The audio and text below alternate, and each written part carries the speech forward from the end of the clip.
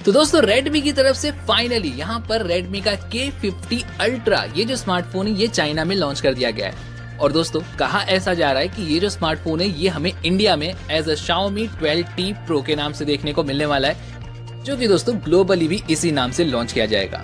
तो guys smartphone की क्या स्पेसिफिकेशंस होने वाली है, क्या कुछ फीचर्स आपको देखने को मिलेंगे, ये स्मार्टफोन आपको कैसा देखने को मिलने वाला है, और हाँ दोस्तों आखिर में ये भी जानेंगे कि स्मार्टफोन की क्या प्राइसिंग होने वाली है। सो वीडियो काफी इन्फॉर्मेटिव और काफी हेल्पफुल होने वाली है। सो वीडियो के एंड तक जरूर से बने रहिएगा। वीडियो पसंद आए तो लाइक और शेयर करने के साथ चैनल को सब्सक्राइब और घंटी बटन को जरूर से दबा दीजिएगा। तो चलिए हमेशा की तरह सबसे पहले थोड़ी सी जान पहचान तो कर लेते हैं। ये जो फोन है ये पूरी तरह से आपको ग्लास बिल्ड पर मिलने वाला है, जहाँ पर कॉर्निंग गोरिल्ला ग्लास 5 का प्रोटेक्शन आपको मिल जाएगा फ्रंट और बैक दोनों ही साइड। साथ ही में बैक साइड में आपको यहाँ पर फ्रॉस्टेड मैट फिनिशिंग देखने को मिल जाएगी, तो ये काफी अच्छी बात है। लेकिन याद रहे कि आपको यहाँ पर प्लास्टिक की फ्रेम देखने को मिलने वाली है। सो ओवरऑल बिल्ड क्वालिटी आपको यहाँ पर काफी अच्छी मिलने वाली। बिल्ड क्वालिटी से आपको यहाँ पर कोई भी खास शिकायत नहीं आएगी। डिजाइन की बात करें दोस्तों तो यहाँ पर आपको जो डिजाइन देखने को मिल रहा है ये Xiaomi की 12 सीरीज जैसा ही है। थोड़ा सा यहाँ पर चेंजेस देखने को मिलेंगे, जैसा कि आप यहाँ पर देख भी सकते हैं। बैक साइड में आपको यहाँ पर टॉप लेफ्ट में मिलेंगे 3 कैमरा, साथ ही में LED फ्लैश होगा और नीचे की तरफ आपको यहाँ पर Redmi की ब्रांडिंग देखने को मिल जाएगी।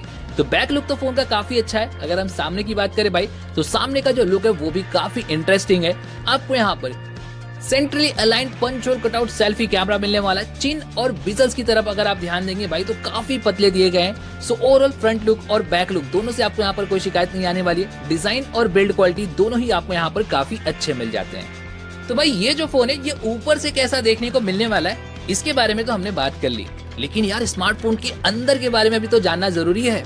तो चलिए आगे बढ़ते हैं और एक एक करके स्मार्टफोन के पार्ट्स के बारे में बात करते हैं। तो सबसे पहले हम बात कर लेते हैं यहाँ पर स्मार्टफोन के डिस्प्ले की, जिसे हम मुखड़ा भी कहते हैं। दोस्तों इस फोन के अंदर आपको मिलने वाली 6.67 इंचेस की फुल HD प्लस वाली सुपर एमोलेड की पैनल।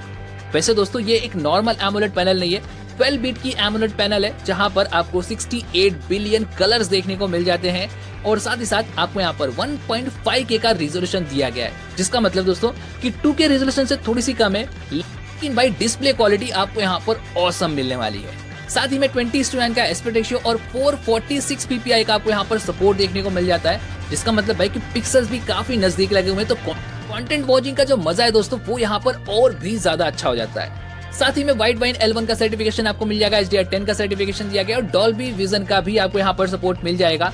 तो ओवरऑल डिस्प्ले क्वालिटी आपको यहाँ पर काफी अच्छी मिलने वाली है।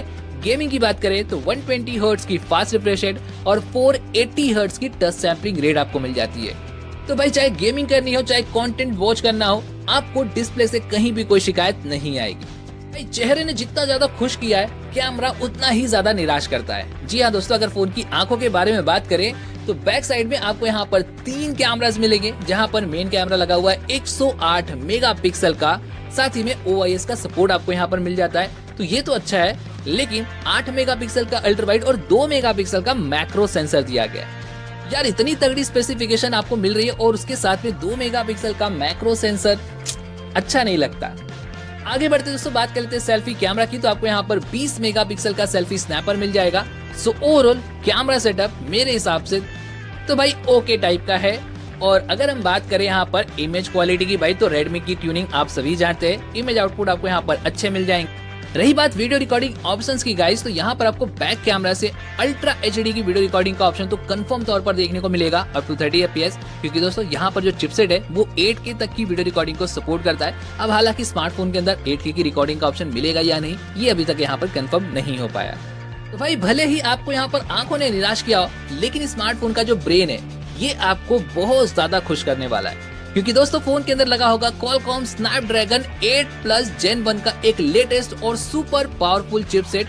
जी हाँ दोस्तों, एंड्रॉइड स्मार्टफोन के अंदर अभी तक का सबसे पावरफुल चिपसेट है, जो कि आता है दोस्तों यहाँ पर 4 नैनोमीटर की टेक्नोलॉजी पर, जहाँ पर आपको हीटिंग वगैरह की शिकायतें काफी कम मिलती हैं। और हल्का फुल्का अगर हीट हो भी जाता है भाई तो फोन के अंदर आपको एक बड़ा सा लिक्विड कूलिंग चैम्बर भी दिया गया है, तो यहाँ पर आपको हीटिंग की तो शिकायत नहीं आने वाली। रही बात दोस्तों परफॉर्मेंस की, तो चलिए बात कर लेते हैं थोड़ी सी और डिटेल में। तो गाइस ये चिपसेट भी आपको मिल जाता है ARM V8 के आर्किटेक्चर पर, जहां पर आपको मिलते हैं टोटल 8 कोर। पहला जो कोर है ये आपको मिलता है 3.2 गीगाहर्ट्ज पर Cortex X2 के एक फ्लैगशिप लेवल कोर के साथ में। बाकी के 3 कोर आपको मिलेंगे 2.75 गीगाहर्ट्ज पर कोर्टेक्स A710 के, और बाकी के जो बचे हुए 4 कोर है जो कि आपको मिलेंगे 2.0 गीगाहर्ट्ज पर कोर्टेक्स A510 के। सो परफॉर्मेंस आपको यहाँ पर बटरी स्मूथ मिलने वाली है, चाहे आप कितनी भी हैवी टास्क कर ले भाई, अभी तक का पावरफुल चिपसेट है, आपको यहाँ पर परफॉर्मेंस में कोई शिकायत नहीं देता। गेमिंग की बात करें तो गेमिंग के लिए आपको दिया गया है Adreno 730 का जीपीयू, जिसे क्लॉक किया गया है 900 मेगाहर्ट्ज की फ्रीक्वेंसी पर। भाई जीपीयू काफी तगड़ा है, आप अपने किसी भी गेम को यहाँ पर मैक्सिमम सेटिंग पर खेल सकते हैं, और साथ ही साथ अगर आप यहाँ पर वीडियो एडिटिंग या फिर रेंडरिंग जैसे टास्क करना चाहें तो भाई वो भी आपके यहाँ पर फटाफट निपट जाएंगे, वहां पर भी आपको कोई शिकायत नहीं आने वाली। सो परफॉर्मेंस आपको यहाँ पर टॉप नॉच मिलने वाली है। लेकिन भाई जैसा कि मैं हमेशा कहता रहता हूँ कि ब्रेन का काम एक राजा की तरह होता है, सिर्फ आदेश देना, उस पर काम करना हाथ और पैरों का काम होता है। यानी दोस्तों फोन के रैम और स्टोरेज की बात करें तो भाई फोन के अंदर आपको मिलने वाली है 8 और 12 जीबी की रैम, जहां पर रैम की क्वालिटी होगी LPDDR5, तो ये काफी अच्छी बात है। साथ ही में आपको यहाँ पर 128, 256 और 512 जीबी के 3 स्टोरेज मिलने वाले हैं, और स्टोरेज की क्वालिटी होगी UFS 3.1। यहाँ पर आपको रीड, राइट और app loading time super fast मिलने वाले हैं। सो ओवरऑल दोस्तों यहाँ पर आपको परफॉर्मेंस मॉडल से कोई भी शिकायत नहीं आने वाली है। तो भाई देखा जाए तो ये काफी अच्छी बात है। लेकिन अगर हम इन्हें खाना ही नहीं देंगे तो ये काम कैसे करेंगे? तो दोस्तों इन्हें खाना खिलाने के लिए फोन के अंदर आपको एक काफी अच्छे साइज की बैटरी भी मिल जाती है 5000 mAh की, और देखा जाए तो सिर्फ 4nm की टेक्नोलॉजी वाला चिपसेट लगा हुआ है, सुपर एमोलेड की पैनल आपको मिलती है। तो भाई यहाँ पर कॉम्बिनेशन काफी डेडली दिया गया है, आपको यहाँ पर एक दिन का बैकअप काफी आराम से मिलेगा। लेकिन अगर आपने बैटरी को डिस्चार्ज कर भी दिया तो आपको यहाँ पर 120 वॉट की सुपर फास्ट चार्जिंग का सपोर्ट भी मिल जाएगा, जो कि काफी अच्छी बात है। और भाई यहाँ पर Xiaomi ने ये क्लेम किया है कि ये स्मार्टफोन सिर्फ और सिर्फ 19 मिनट के अंदर फुल चार्ज हो जाता है, 0 से लेके 100% तक। जी हाँ दोस्तों, तो ये भी काफी कमाल की बात है। सो यहाँ पर आपको बैटरी मॉडल से भी कोई शिकायत नहीं आने वाली। चलिए बात कर लेते हैं अब यहाँ पर फोन के एक्स्ट्रा फीचर्स यानी फोन के पहनावे की। सो गाइस यहाँ पर आपको मिलता है एक truly under display fingerprint sensor, हालांकि ऑप्टिकल होने वाला है। साथ ही में फेस अनलॉक जैसे फीचर्स मिल जाएंगे। साथ ड्यूअल स्टीरियो स्पीकर्स होने वाले, तो ये भी काफी अच्छी बात है। लेकिन फोन के अंदर आपको कोई भी 3.5mm का जैक नहीं मिलेगा, और साथ ही कोई भी कार्ड ऑप्शन नहीं मिलने वाले हैं, जिसका मतलब दोस्तों कि आपको यहाँ पर जो भी इंटरनल मेमोरी मिलने वाली है उसी से आपको काम चलाना पड़ेगा।